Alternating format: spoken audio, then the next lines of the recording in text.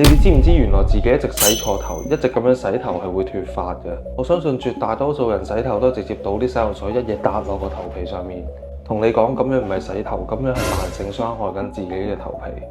遲早落去地獄我都有你份。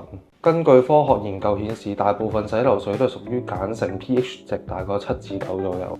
直接堆積打落頭皮某一個部位係會令到嗰個部位嘅鹼性濃度增高，長期咁樣落去會破壞頭皮嘅天然保護膜，仲有破壞毛囊嘅健康環境。研究指出，長期錯誤洗頭係會令到局部嘅脫髮風險提高30%。咁又有人問啦，點樣係為之正確洗頭？正確洗頭就係將洗頭水喺手心搓勻搓到起泡，先放落頭髮上面。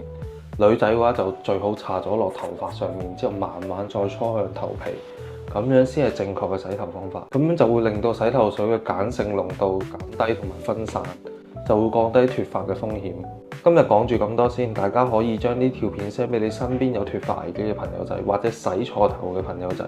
雖然我諗香港90%人都洗錯頭㗎啦。